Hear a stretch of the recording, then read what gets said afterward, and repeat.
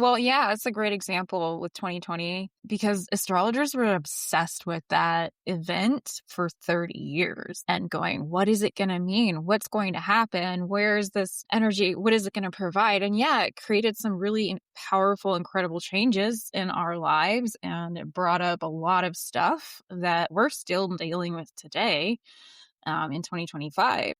But could we have predicted specifically it was going to be a pandemic?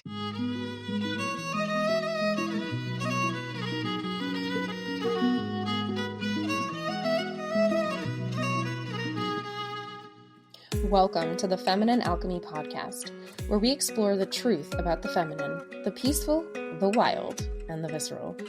I'm your host, Jaye Beringer, joined by my co-hosts, Julie Dean Richards and Kaylee Rose. Each week, we explore the deep mysteries of the feminine and help listeners apply them to their daily lives in a practical way. Join us to unlock the hidden wisdoms your soul has been waiting for.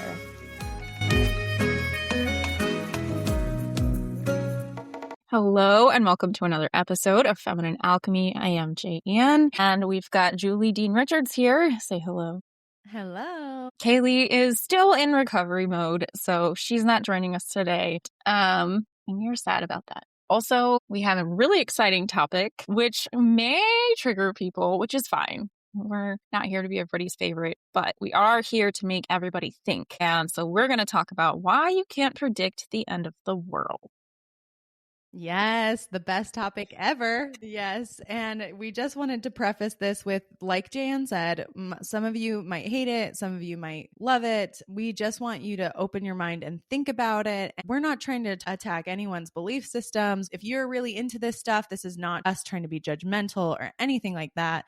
This is just us giving a slice of our view because of some of the recent events.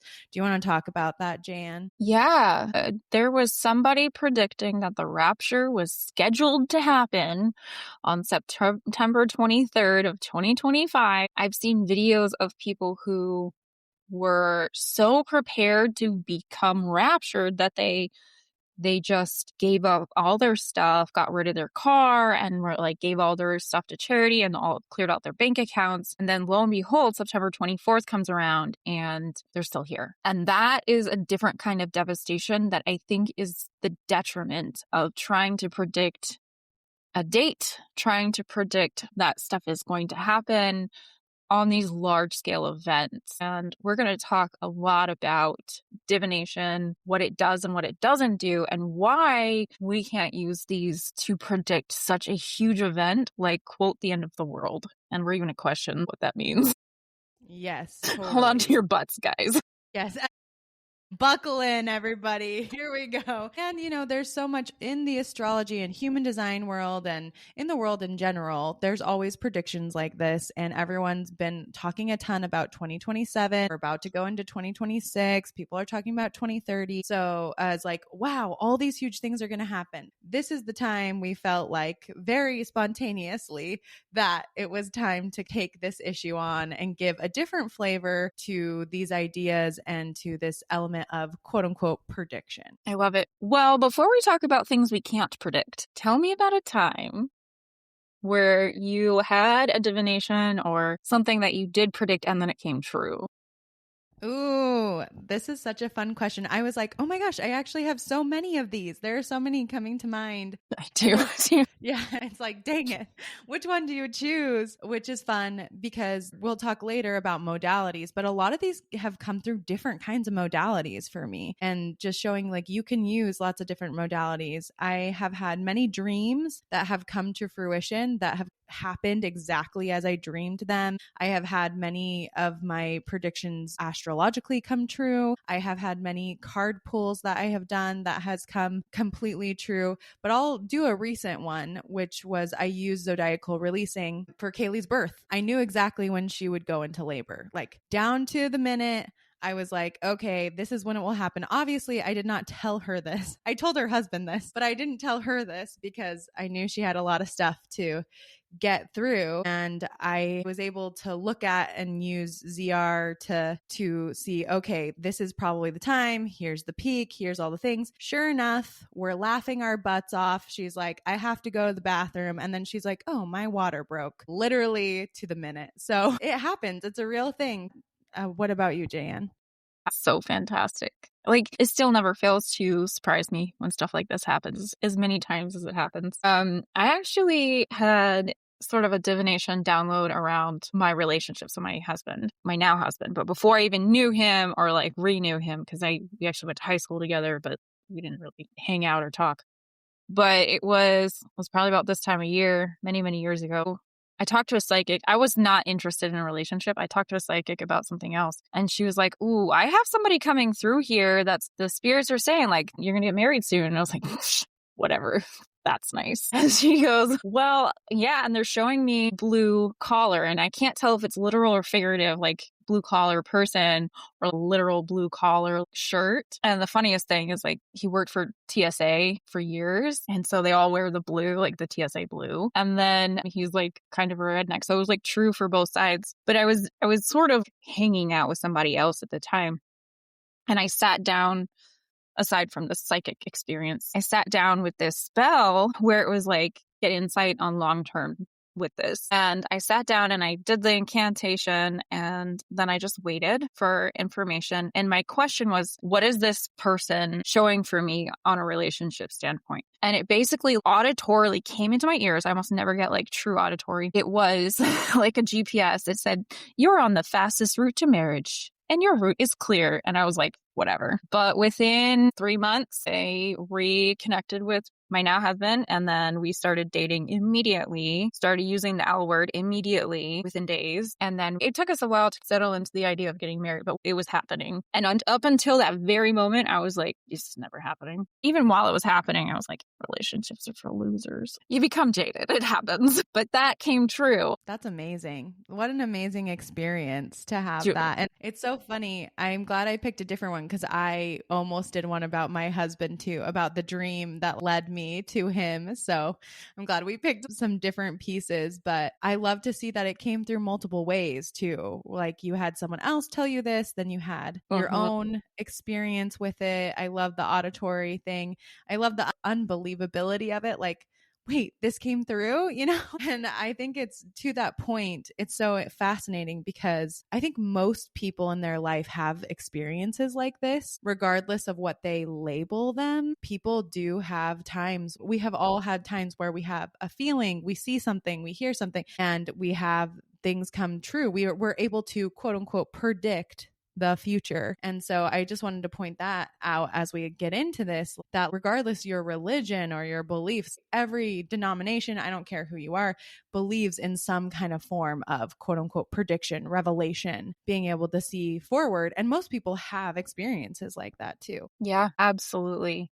Absolutely. I think sometimes we get attached to a single translation of them. Because if I had asked that question about the person that I was spending time with, I would have assumed it was about that person.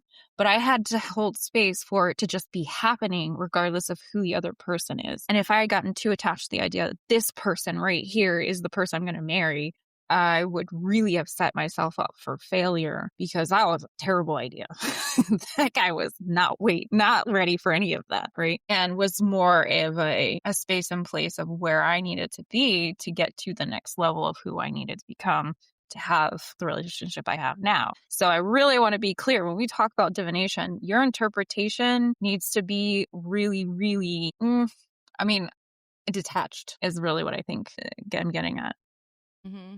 Because again, you didn't tell Kaylee about your divination experience, because that would have muddied the waters of the divination and kind of got her in her head.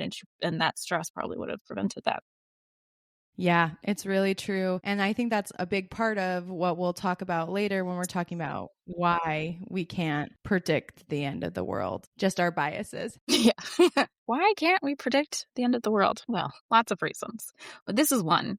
We have strong biases, and when we do divination, you can't get attached to your bias, or you're not going to get accurate, interesting information. Okay, so we're astrologers and we're tarot enthusiasts and we love all kinds of divination, from coin reading to scrying to cloud reading. Why would we ever say you can't predict the end of the world? This sounds like we're being ridiculous.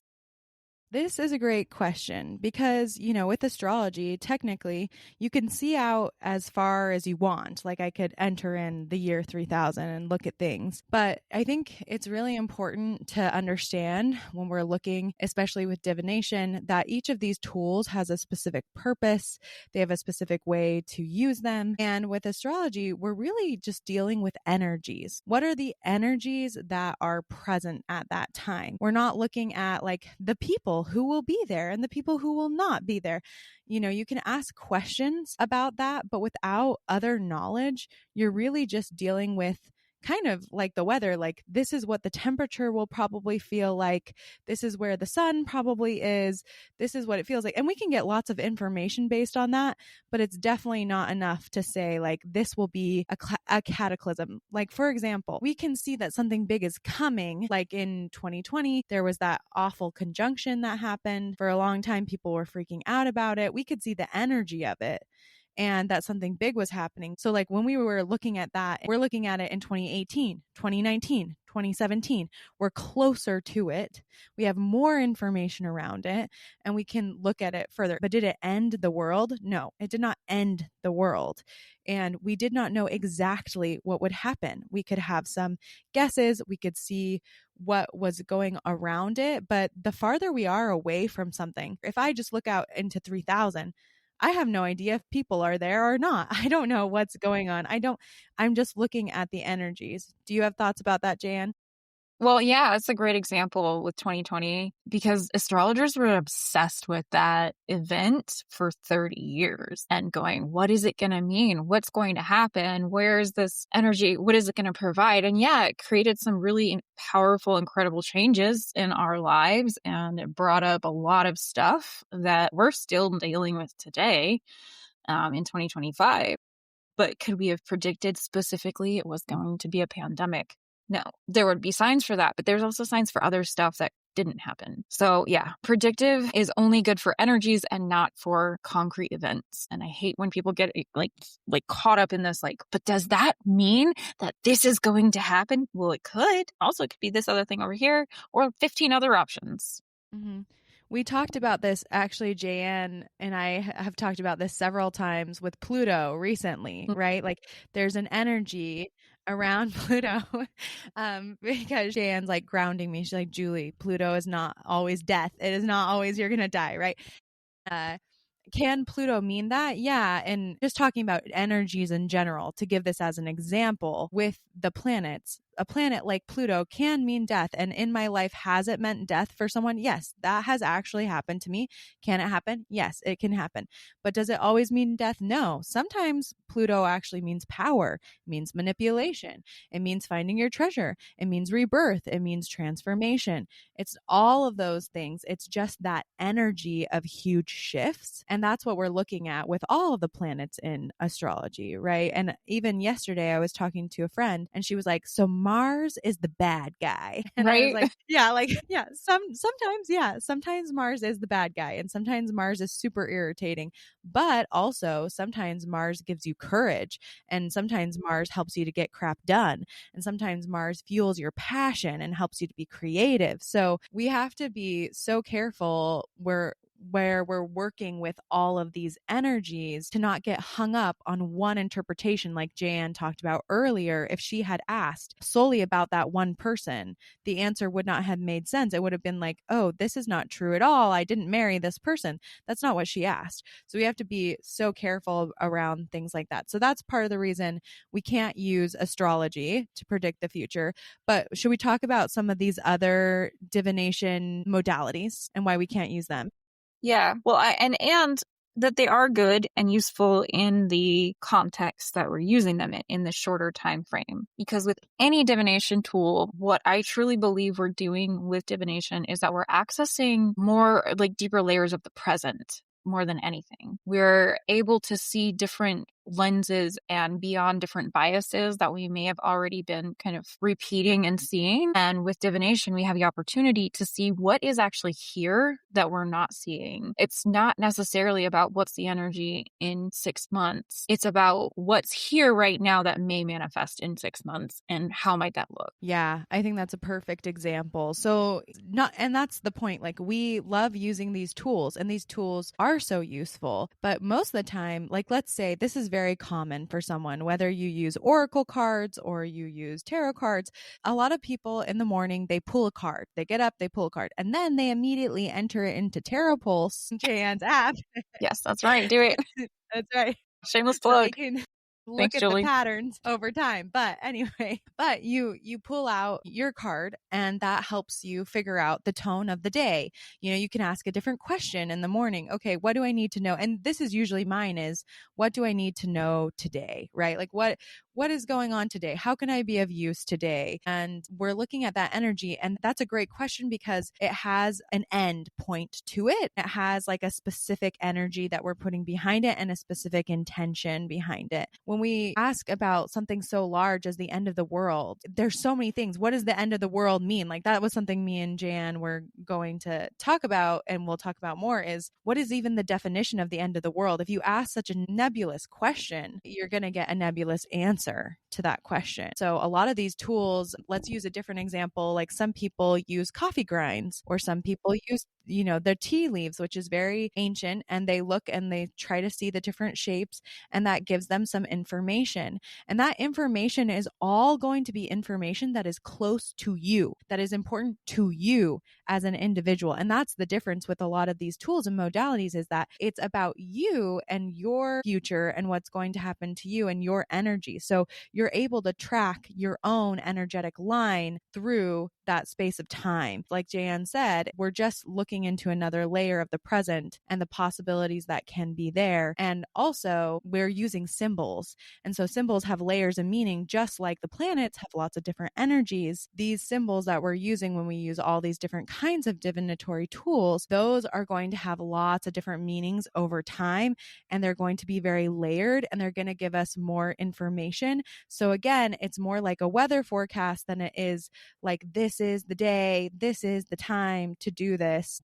I wanted to ask you, Jan, about muscle testing too, because this is probably one that most people are familiar with and might consider a divinatory tool, but maybe it's kind of something in between. What do we do about that one? Yeah. So to back up slightly, there's 2 kinds of divination. There's open-ended question divination, and then there's yes-no. And sometimes when we use yes-no, we can kind of get the yes-no tired, and it doesn't really give us consistent answers because we're trying to control the flow of information using yes-no question. Or, like Julie said, maybe that question is too nebulous to get a clear yes-no answer. And anytime I use muscle testing, I never, ever, ever, ever ever use a question of, am I going to X, Y, or Z in the future? Because that's not a yes or no question. You are actually in a lot more control of your own destiny as long as you understand how your energies are working. So if you ask that yes, no question, then it's like, well, both can be true. And so it's whatever you're trying to will it to be is what you're going to show up as. And that can be consistent in 5 seconds or inconsistent. So with muscle testing specifically, muscle testing is asking the body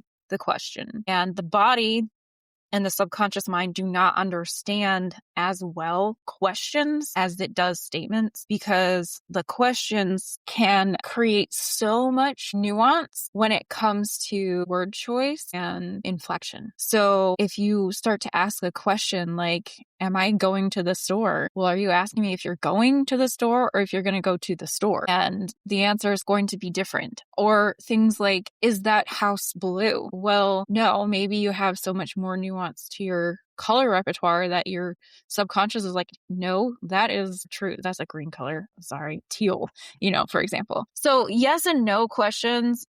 Muscle testing and pendulums are for yes and no questions. There's also ones where you can like have a black ball and a white ball, and then you ask a question and you just dig it blindly out of a bag. And one means yes, one means no. I prefer over yes and no, like affirmative or negative, because sometimes you can ask really powerful questions. You can ask really important questions, get really clear answers with muscle testing or with a pendulum, but you can't ask these confusing questions. And we get confused when we start asking confusing questions, if that makes sense. Yeah, that's a really good point and a really good way to put it into terms for people so they can understand this concept of all of these modalities, including muscle testing, whether you see that as divinatory or not, right? I mean, it is, in my opinion, it's divination in that what is the actual definition of divination, right? To divine something, to bring knowledge to the forefront. All of these are tools to bring knowledge to your conscious mind. That's really what it is. So yeah, in that way, muscle testing is divinatory because you're bringing knowledge to the forefront. But if we think about divinatory as I'm trying to tell the future, muscle testing might not be that way, but it is something that people are very familiar with and you might be using that you never thought of as a divinatory tool. And just the warning of like, yes, this is also why you cannot use muscle testing to predict things or like far in the future. It's the same kind of a deal, or even a pendulum to predict those things far into the future, because you're tapping into you and your energy and what's good for you. And so there's lots of other types of divination we talked about, like there's runes, there's bones, there's tons and tons of things, but you have to understand, one, like Jaye was saying, the question is really important and the intention is very important. Two, you're working with layers of the present, which is just going to tell you, how something might manifest. Three, everything is symbolic. So we're working with symbols and energies, and those cannot tell us exact dates and time. But I guess the question I have for you, which most people will be thinking about, and this is like, well, what if I had a dream or just some revelation? And in this revelation or dream, I'm told this date, this time, these things. Like, how do we view that? Yeah, that is a good question. So this date, this time may be important for you. This date, this time may have some relevance to when your world would be ending. Again, like Pluto doesn't mean death. It doesn't mean the entirety of the universe, the entirety of external experiences are ending. What it means is some big shift is probably going to happen for you, and you need to be prepared for whatever that big shift is. It's like getting the death card in tarot. When people get the death card, they often freak out and say, oh, it just means I'm going to die. Like, no, it means you're transforming dramatically.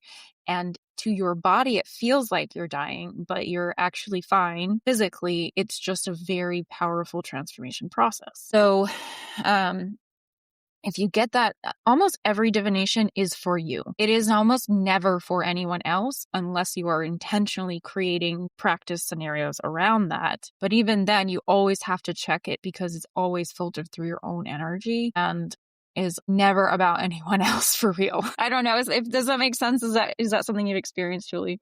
Yeah. So I guess we can just start talking about this. Some of the reasons why, other reasons why you can't predict the future. I mean, you can predict the future, but you can't predict the end of the world is, this idea of quantum entanglement and like our lives being entangled with everybody else and everyone's consciousness. Everyone has perception and a will, and you can say we're all one, but our consciousness is constantly changing. And so that's why it makes it so difficult to predict things for large masses of people, because everyone has their own bias, everyone has their own will, everyone's future is constantly changing. At least in my belief, I believe that our futures are constantly changing based on our consciousness, our wills, our limiting beliefs, and things like that. So even for a family, sometimes it's easier for people you're very deeply connected to, like if you're looking for something for your children or you're trying to, work with people you're really close to. Even then, you have to be so careful because your biases are going to deeply affect what you see happening. And does that discount? Because I'm sure people have heard stories boys. And even my mother has had times where she's had this intuitive hit, like my kids are not okay and somebody wasn't okay. And she was able to run downstairs and like save their kid from drowning, or you're able to know that your child was in a car accident, and things like that happen. That's not to say that you can't get that alert through that strong tie, or that you couldn't possibly see what would happen for a group of people. But it's just to say that you have to remember that you are always working through your own bias. And in the lens of motherhood, it makes complete sense that you would be tied into when someone is going to get hurt, because you have responsibility for that person and they're deeply tied to you in that way. And so you have, in some ways, more of the tie or the privilege to be able to know when they are in trouble, particularly physically, in those times. But if we expand this out to tons and tons of people everywhere, the whole of humanity, well, you're dealing then with billions of people's consciousness and their willpower and what's happening to them. So it's incredibly difficult to pinpoint for all of them exactly what will happen. Yeah. To your point, I will say, for example, I predicted the end of the government shutdown for my own peace of mind, right? My husband works for TSA, like I said earlier. So it directly affected me. And in the very beginning of the month, I checked into the energies and I was like, nope, that's pretty locked in. We got to the very end of October and it was over. And I checked into the energy for the next week and I was like, oh, I can feel it softening. I even got the intuitive hit, like it'll start to soften this week and then it'll be over by next Wednesday. And then I went, well, whatever happens, happens. And it was over by Wednesday. So it worked out in that way. But at the same time, I had, like you said, an emotional tie to the situation, right? It wasn't just like this thing that doesn't affect me at all is somewhere else. And I recognized my own potential bias in that situation as well. Like I didn't just go, well, I'm going to be right. And that's how it works. It's just kind of going, okay, this is what I'm thinking. I'm not going to hang my hat on it, but this is what I'm feeling. That's what I'm sensing. Again, I am one person, one thread of all of that in millions of people who were impacted, affected, aware of that whole situation. All that to say, like I could not have predicted that in October. I checked into the energies. It was super locked. And I was like, well, this will be probably another 2 months at that point. So I just wanted to give that example because it's one of those things where we have to continuously check in and see, yes, this is what I saw before. What do I see now? How have the energies changed? Because it is always an evolving sense of present. Yeah, we can sort of see a few days down the road or sometimes 6 months down the road. It's not going to be as accurate because our eyesight isn't going to be as strong that far down the road. And that's part of what I wanted to just highlight. Yeah, that's like perfect for when we talk about like our year forecasts or something like that. This again goes back to energies and symbols. We can get the symbols and we can get the energies, and that can mean something. And when you get a year down the road, you can be like, oh, that is what that meant. Like there's been so many times it's like, I was thinking it was going to be this thing because I got this symbol, but oh, I forgot about this other energy this symbol has. And that's exactly how it showed up. So when we're looking long term, you're way more likely to get stuff like that where, you have an idea, you have a symbol, you have an energy, and you can see the energy from far away. But the closer you get, almost like a mirage, or just like when you get close up to a person, they look different in person, or this statue looks different. So the closer you get, then you can say, oh, okay, that is what that energy actually looks like. So I think it's also important to notice, like Jaye said, the timeline. One, she had that deep connection to it, but two, she kept continually checking in, which is what most of us have to do. Our eyesight gets better the closer we get. That's why, like in a monthly forecast, you can get a lot closer after the yearly forecast of, okay, this is what the energy is actually kind of turning out to be, and we can look at what this will be like for us. So I think that's a really great example. And I want to say, people could be saying, well, the end of the world affects me so much. It'll affect everybody. So, yeah. But again, we can't tap in.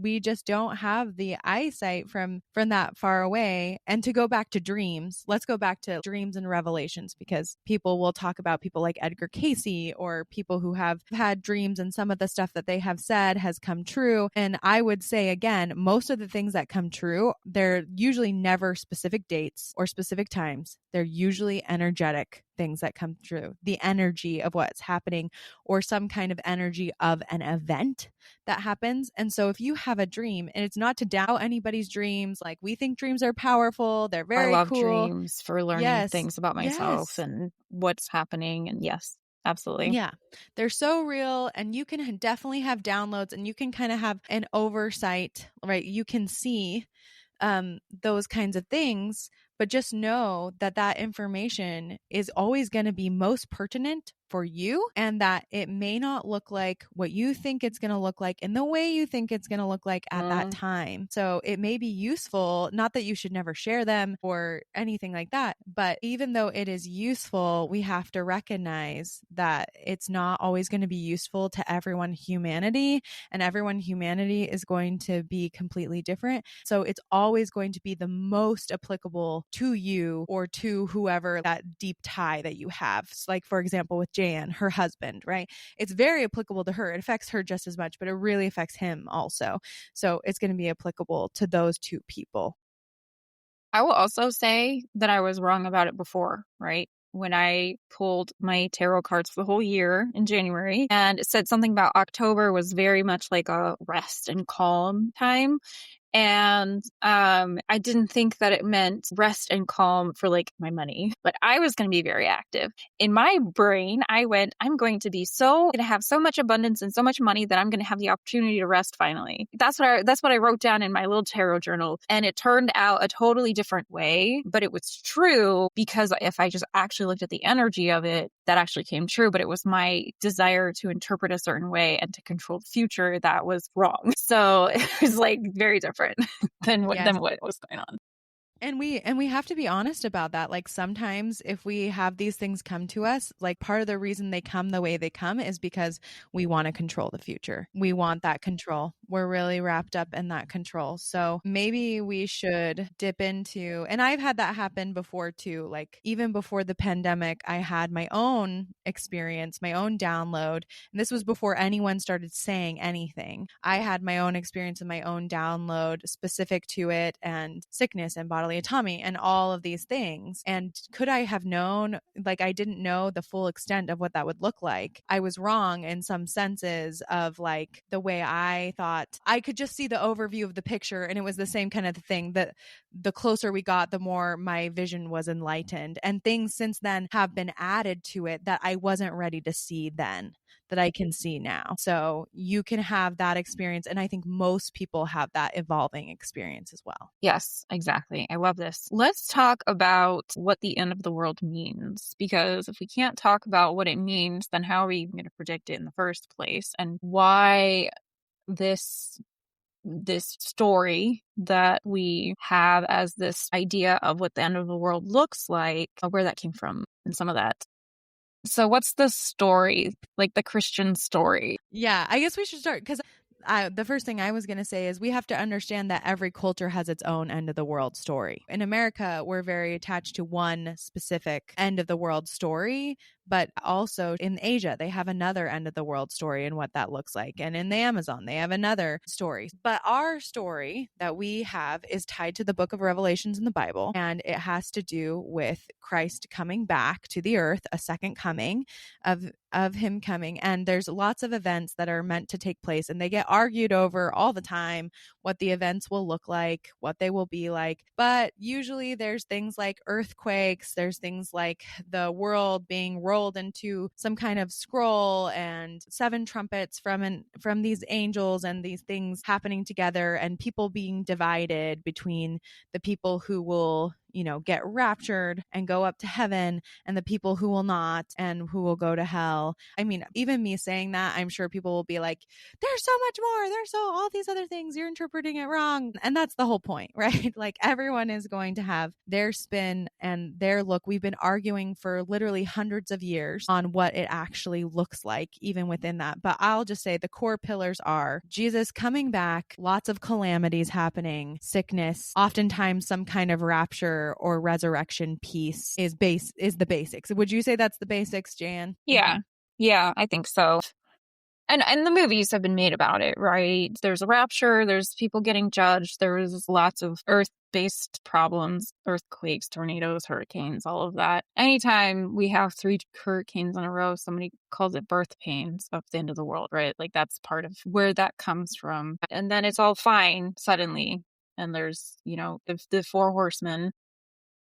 Yeah, the 4 horsemen of the apocalypse is part. I mean, there's tons of things. There's the trumpet, right? When the first trumpet sounds, this will happen, and it's all the way through like 7 trumpets or something like that. There's supposed to be great sickness, just every kind of calamity that you could imagine. Many people dying, many people being judged, and even some Christian religion, there's like a millennium period where things are better, and then there's a final battle between Jesus and Satan, right? There's kind of like this final battle vibe.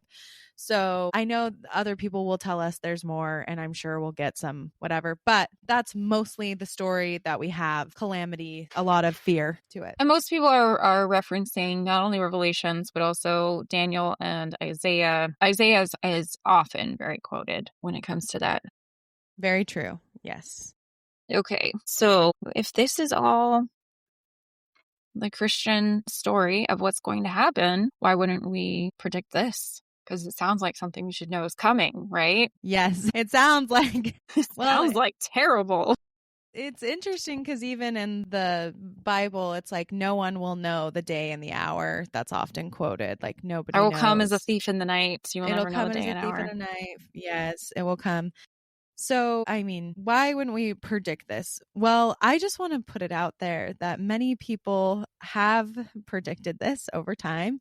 And not yet has someone been correct. And of course, this is calamity. Of course, this is something people want to be prepared for. But we also have to look at the facts as we have them so far, which is that so far, when people have predicted this, many people have gotten hurt via this prediction. So it's a reality that has happened, that Jaye talked about what happened more recently in September, but that is not the first time this has happened. We also have had many cults where people end up killing themselves because they think that it's the end of the world, and that is how they go to heaven. And this happens all throughout history. So this is very powerful to people. This idea of the end of the world in general is incredibly powerful. So we have to be so careful because it does do things like make people sell their houses and everything to charity, and make people take poison and die, and create communes, and sometimes create cults. And that's a reality that has happened. And,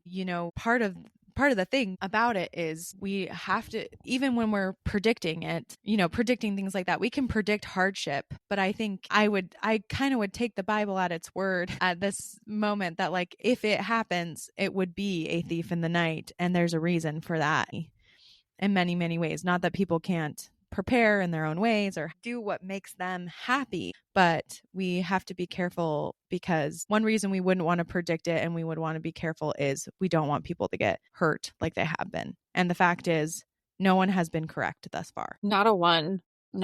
So this story that people reference with Revelations and Isaiah and the story of the rapture and all of these things, this is more recent of a interpretation of those books. It is not something that is actually in the Bible in that sequence. It is something that was adopted as a belief system and then took the Bible verses and plugged it into that system and said, this is the supporting evidence for this belief system.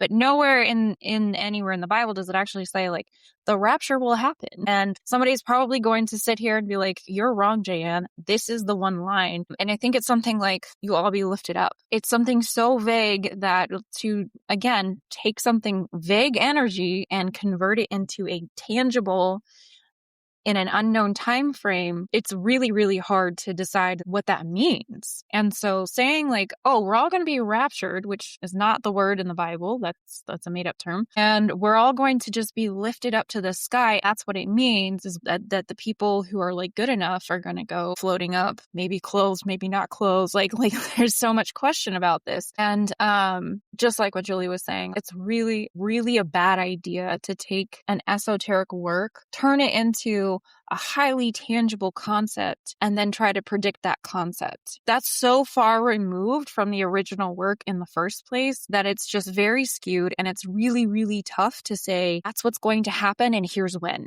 That's like going, well, the sun shines and There's dirt on the ground, so the sun makes dirt. I don't know if that's necessarily true. Like, we've got a lot of steps in between that we're skipping here. So please question the rhetoric. If this podcast is about nothing else, question the rhetoric versus the actual documentation, because this will be lifted up can mean a lot of things. That's an energy. That is not a concrete evidence. All right, that's my soapbox. Yeah, I get on this soapbox so much because this is what happens is we take little tiny pieces, little verses of the Bible, and like you said, of this esoteric work, and then we plug it into what we think our framework, like Daniel's numbers. This is a great example.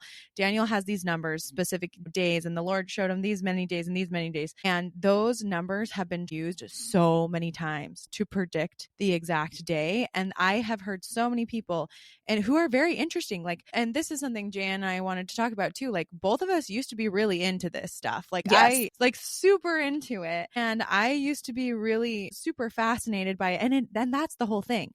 It is so fascinating, right? It's like the murder mystery. It's the same reason people love true crime and love all of these things, because all of us have this innate drive to wonder and know what the future is. And particularly our nervous systems want to know how to like protect ourselves. And we want to know what the gruesome thing is that's coming. And we really get into, and it's not that it's not fascinating, super fascinating. There's lots of people who have super interesting points. There's lots of people who have done tons of work around it. And I have even heard one guy, even though he's not an astrologer, trying to use the stars and using the stars and the eclipses and all of these pieces coming together, right? Really interesting. But all of that to say, we are more often as humans likely to plug in what we like to make our arguments better, to plug in the things that support our arguments. We've seen this all the time. Listen, I am a very big critic of many quote unquote sciencey things. Okay. That we purport all the time that we have quote unquote evidence-based medicine. Sometimes that's true and sometimes it's really not true. And I will be the first person to like tell you, go and actually read the study. How big was the sample size? How long were these people followed and tracked for? What got recorded? There are so many things about that. And I've spent a lot of my life trying to help people, and like even helping people at Harvard and Yale ask these questions of like, is this a good study, or are we just being biased? We say we're not being biased and we say we're just using a hypothesis, but how good is the study? And so we as humans do this all the time in every part of our lives. So why would we not do this with our future? And so just being careful, like Jaye said, and I know it's going to piss people off. I already know so many people are going to be so pissed I'm saying this.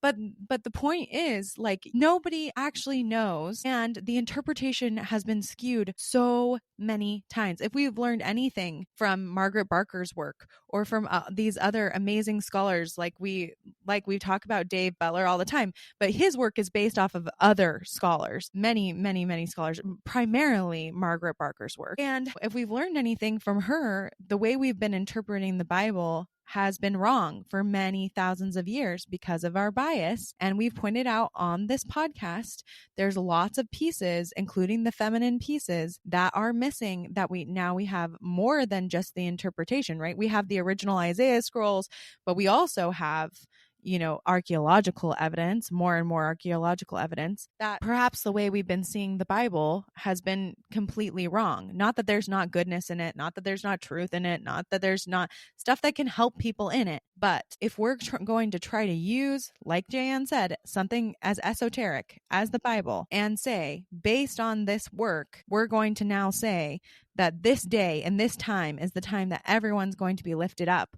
Well, we sure as heck better have the exact right translation. And as of yet, we don't. We just don't. No, we don't. And along the way, there have been intentional changes and deletions and additions, right? thousands of years. This is multi-thousands of years as being like a source of truth, of theological truth. You think somebody in power isn't going to want to mess with that to like make them do their thing? We can't accept that that's the original, all the original stuff. And in the original translations, that's why it's important to go back and find out that information. Yeah. That bias thing is so true. And it became so apparent when we had the eclipse, the April 8th eclipse.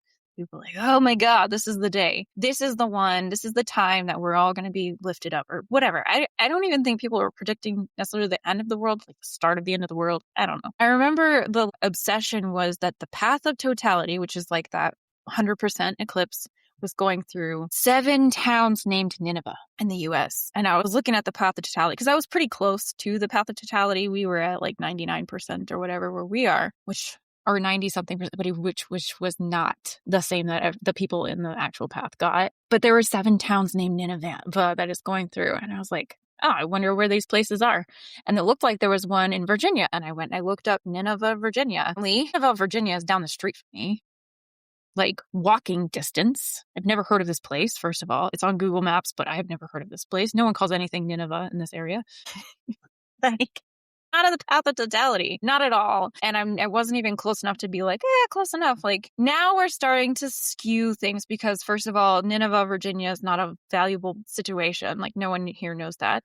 And second of all, it wasn't even there. So it was like, no, we're just going to like call it even because it's fine. That's a bias. Yep. The end. That's a bias. It's a useless town, not on the line. You're biased. The end. Yep. Sorry, guys. Yeah, and like the other X, right? Because they were comparing it to the eclipse that had happened in 2017 or something like that. Yes. That went through, right? And makes an X on America. And like that there's 7 towns named Salem on the other side or something like that, right? Shalom and peace and all these pieces. But the thing is, and I'm sure there'll be people who are like, well, that was just the opening, Jaye. Yeah, right. Now we're in the middle of it now. Things have steadily gotten more chaotic since then, so maybe they weren't wrong. Maybe they weren't wrong. I don't care. Just don't do it. Yes, just the bias piece, right? The bias piece is so hard to get out of. And I know it sounds like we're ruining people's fun. And that is why people will hate it. Because yeah. We are ruining people's fun, and it is fun. That's the whole point. It is incredibly morbidly fascinating.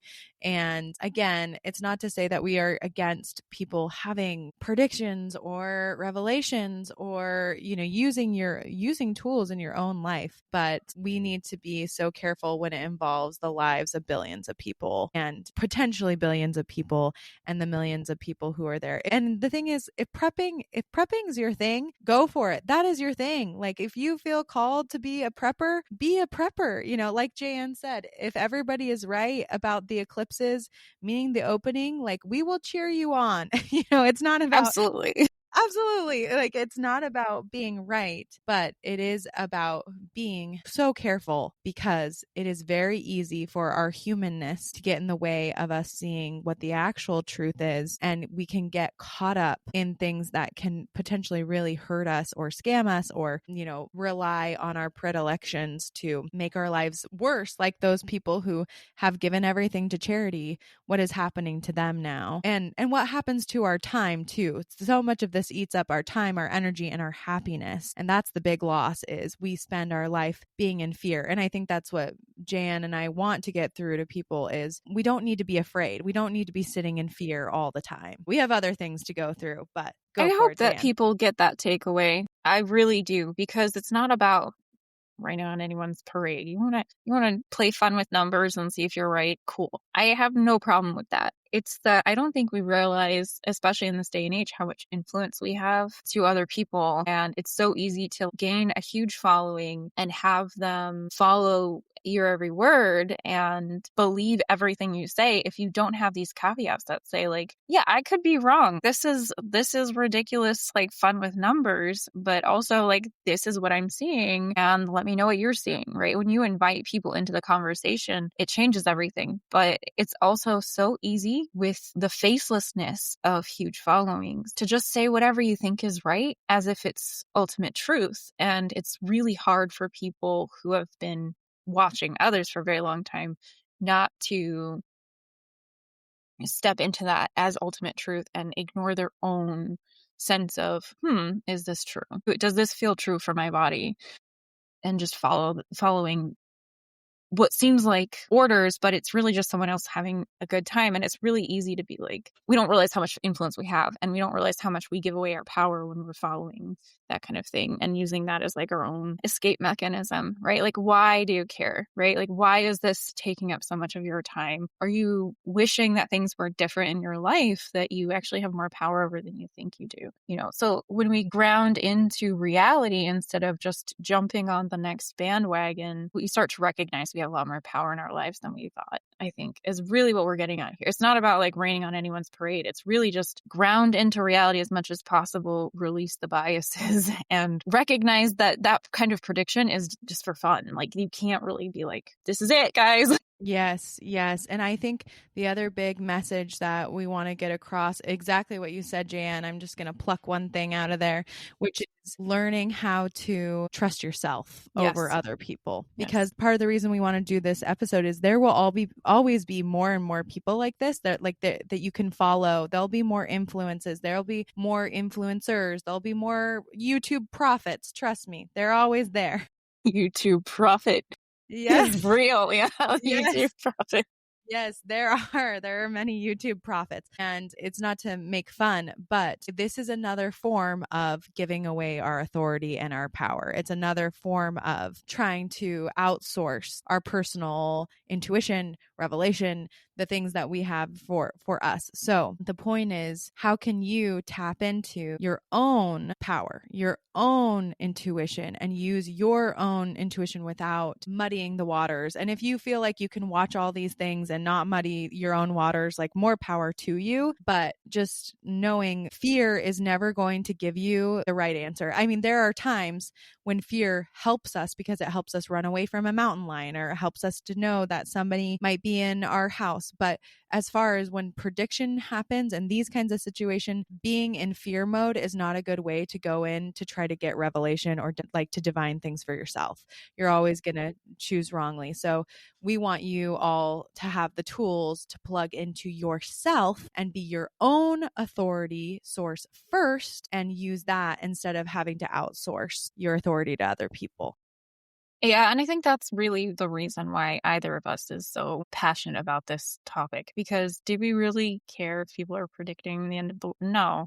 We have wonderful, beautiful friends who love to do that sort of thing for fun. Like, I love that for them. I get really concerned when people start to live that as their whole life, as their whole experience, as the thing that drives them, as the thing that they're preparing for. Because what happens if it's not true? And then what? Like, if you've done all this prepping, like I've dabbled in prepping from time to time. My biggest question always comes down to, what happens if not? And I've wasted all these resources in buying all this rice and all this whatever and packaging all these things, right, that I'm never even going to use, even in 25 years. What have I done?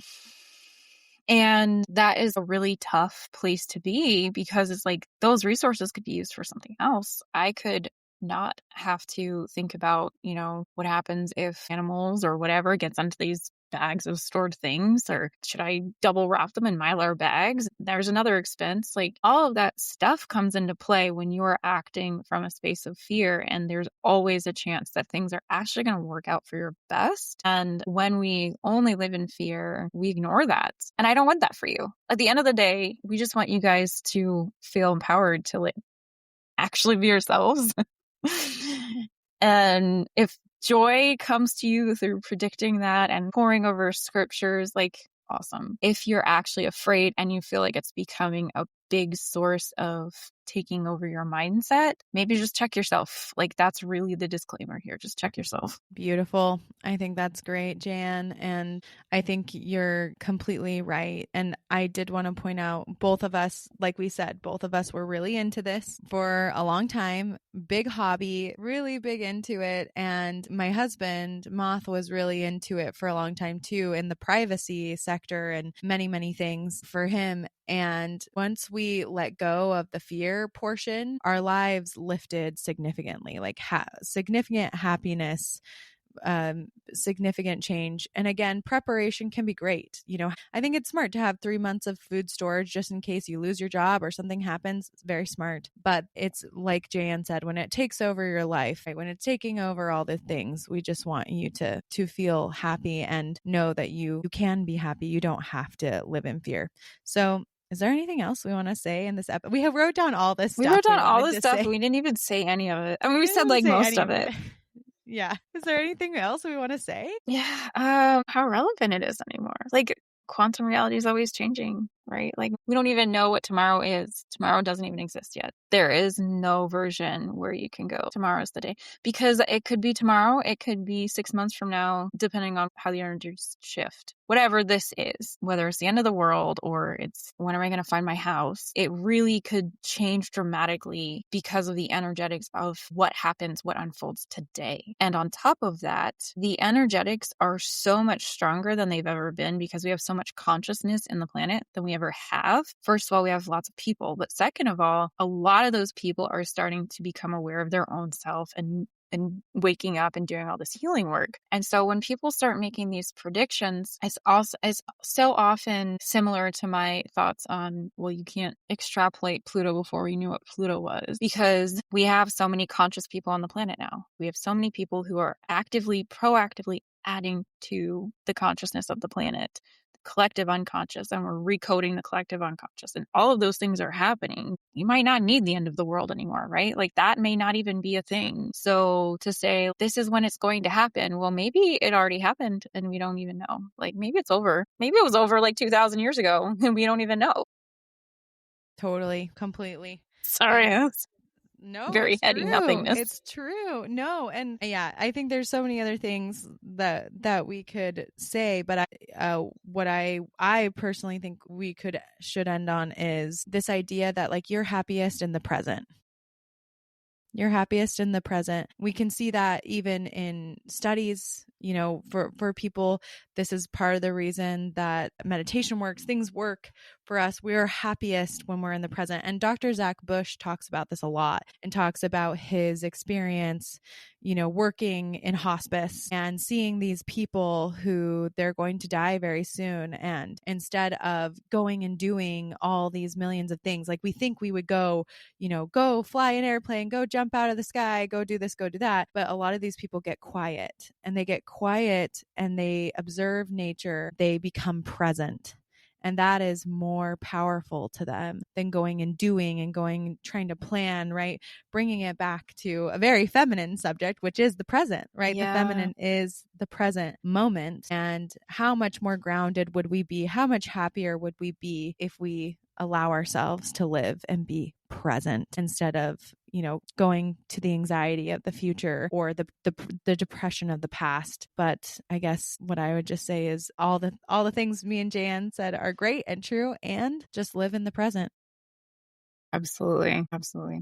A very wise person told me, of course, runaway masculinity in a vacuum would turn into robots taking over the world. But if you invite the feminine, that's not the obvious outcome. And the more presence we carry, the more we bring in the feminine. So just do that. Like that seems small, but it is crazy powerful. And it is actually the true source of our power is being present. Amen. Amen. Such a biblical episode. We got to end with an amen. We got to end with an amen. Thank you, Julie, for your serious wisdom here. Beautiful. Thank you. You got all the wisdom. You knew about the robots in the vacuum. So there's nothing more than that. There's nothing better than that. So robots in the vacuum. Oh, I hope that came out the way I meant it. It did. It's great. I think it's great. It came out perfect. There's tons of things to worry about. Let's be present instead of having to worry about all of them all at once. All right. Well, thank you so much for listening to us ramble about the end of the world that you can't predict and that probably may or may not exist or may have already happened. And if you want to do anything about it, be present and I don't know, come hang out with us wherever we are. So click the links in the show notes because we love hanging out with you guys. We love being present with you. That's what we're doing right now. Also, We can do that in the future, I predict, I think. Have a great week, and we will see you next time.